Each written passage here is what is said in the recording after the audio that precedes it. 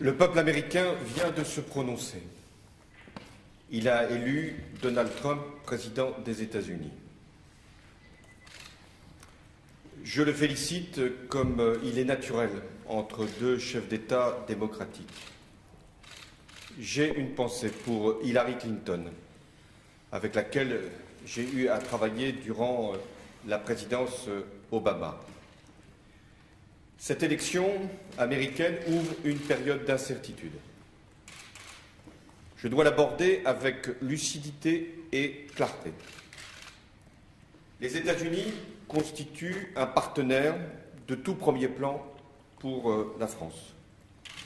Et ce qui est en jeu, c'est la paix, c'est la lutte contre le terrorisme, c'est la situation au Moyen-Orient, ce sont les relations économiques et c'est la préservation de la planète. Sur tous ces sujets, j'engagerai sans tarder une discussion avec la nouvelle administration américaine. Elle entrera en fonction le 20 janvier. Mais je le ferai avec vigilance et franchise, car certaines positions prises par Donald Trump durant la campagne américaine doivent être confrontées aux valeurs et aux intérêts que nous partageons avec les États-Unis. Et l'amitié entre nos deux peuples et notre histoire commune, nous y aiderons. La France poursuivra également la coopération transatlantique, sans concession et en toute indépendance. Ce nouveau contexte, provoqué par l'élection américaine, exige plus que jamais que la France soit forte et qu'elle prenne ses responsabilités partout dans le monde, comme je l'ai fait depuis 2012.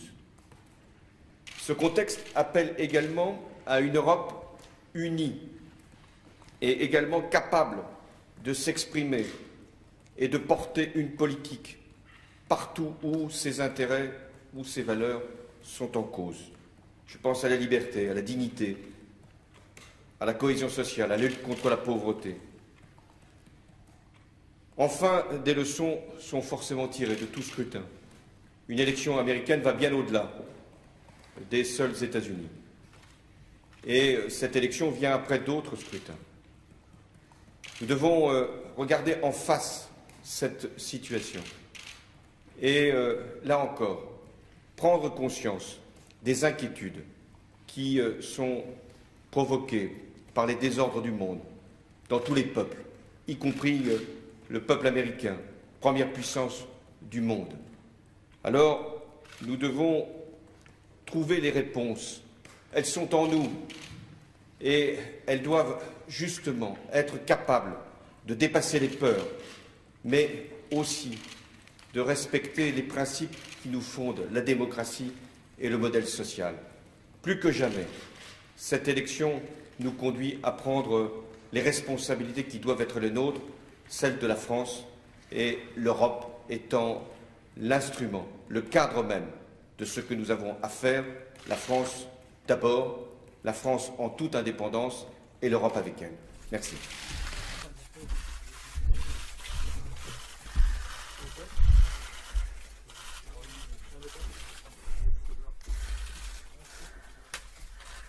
Souriez, vous êtes filmé.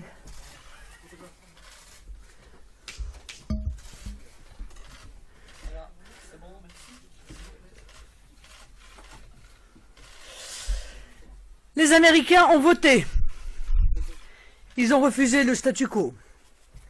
Ils ont montré par une décision qui a surpris ceux qui croient que les situations sont immuables, que le monde bouge, que le monde change, que le mouvement fait partie de la vie des nations.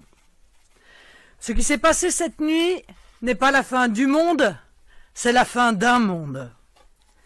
Les Américains se sont donné le président qu'ils ont choisi et non celui qu'un système installé voulait leur faire valider, comme si les élections n'étaient qu'une formalité, voire une corvée, pour satisfaire les apparences ou les convenances.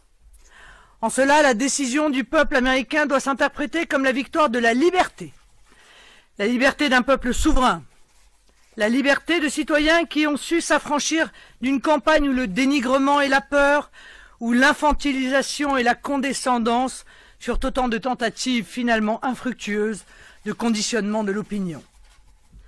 Parce que seul compte à mes yeux l'intérêt de la France et des Français, j'ose répéter ici que l'élection de Donald Trump est une bonne nouvelle pour notre pays. Refus du TAFTA et plus généralement d'une mondialisation sauvage, pacification des relations internationales, notamment avec la Russie, désengagement des expéditions belliqueuses qui sont à l'origine des grandes vagues migratoires dont nous sommes directement les victimes. Ces engagements, s'ils sont tenus, sont bénéfiques pour la France.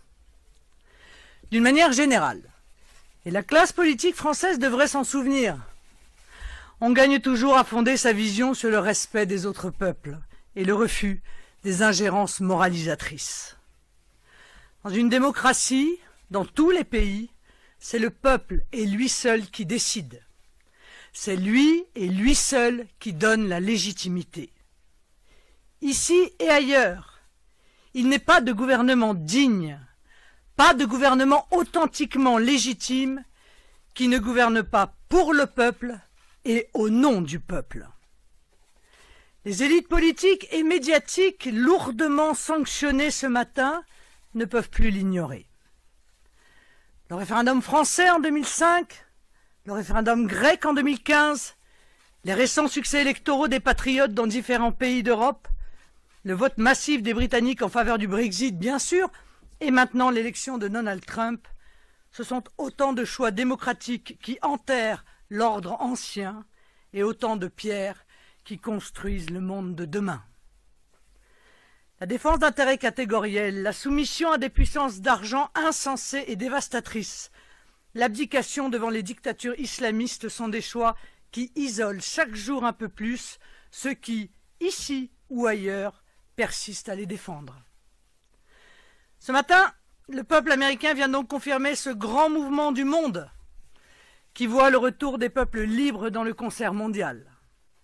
L'affirmation du principe de la primauté de l'intérêt des nations sur les intérêts particuliers et sur les féodalités, l'immense soif de liberté et d'indépendance, et je l'espère, l'émergence d'une conception multipolaire des relations internationales. Le peuple américain est un peuple historiquement ami de la France. Nos histoires sont liées. Nous l'avons accompagné dans sa guerre d'indépendance, puis nous l'avons imité en empruntant derrière lui les chemins de la liberté. Gageons que les Français qui chérissent tant cette liberté y trouveront une raison supplémentaire de rompre avec un système qui, eux aussi, les entrave. Avec raison, le nouveau président des États-Unis d'Amérique a réaffirmé dans sa première intervention son intention de faire valoir l'intérêt de son pays. Je ne lui en ferai pas le reproche, puisque nous partageons cette conception de l'action politique pour nos pays respectifs. Dans le même temps, il a tendu la main à tous les pays qui souhaitent travailler avec lui.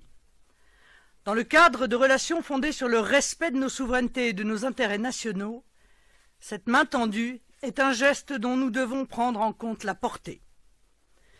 Qu'il me soit permis d'adresser mes félicitations au nouveau président des États-Unis et mon témoignage d'amitié au peuple libre des États-Unis d'Amérique.